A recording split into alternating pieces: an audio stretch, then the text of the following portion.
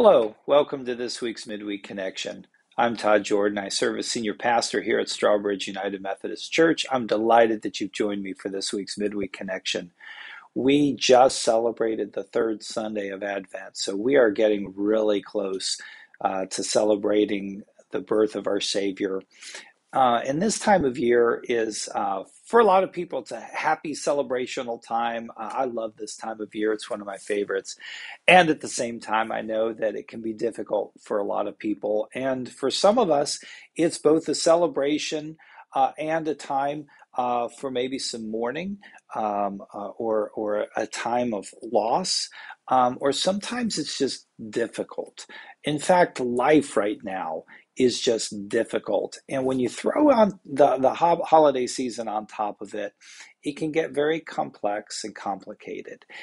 Um, we have been through so much these past couple of years, and there's so much going on in our world. I know there's so much going on in your lives.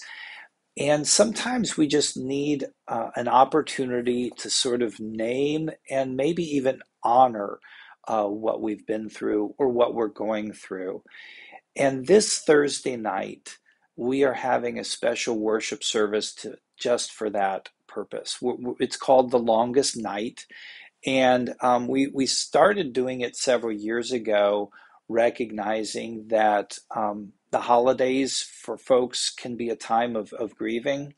And then after Harvey, we noticed a lot of people an opportunity to sort of name that grief and work to let it go.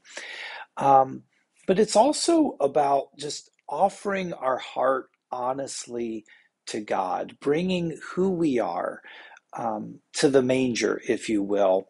And so it made me think of Matthew 2, when the wise men come following the star, looking for the Savior that's born, and they've been following it from the east. And picking up in verse 10, Matthew tells us that when they saw that the star had stopped, they're in Bethlehem now, they were overwhelmed with joy. And on entering the house, they saw the child with Mary, his mother, and they knelt down and paid him homage. Then, opening their treasure chests, they offered him gifts of gold, frankincense, and myrrh.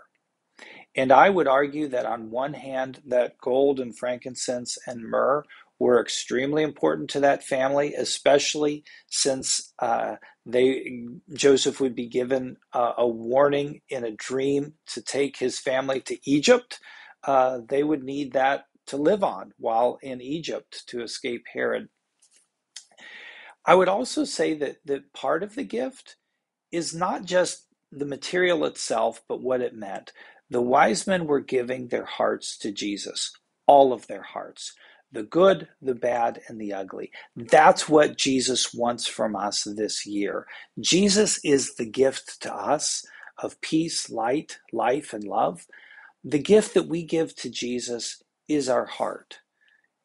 And that includes the joy that's in our heart, the celebration that's in our heart, as well as maybe any pain or grief, loss, or any other complicated mix of emotions that can be there.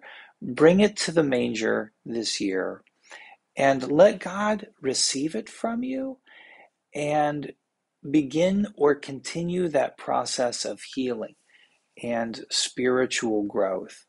And I know that you will be blessed in so many ways. And if part of that means joining us for worship this Thursday night at 7 o'clock in the sanctuary for our longest night worship, great. If not, find your own way to do that. But all I would say is that as we prepare for the celebration of the birth of our Savior, don't forget to include bringing your heart to the manger and offering it to God, and let God bless you in return. Thank you. May God bless you. And I will see you at some point this week, maybe Thursday, maybe Sunday.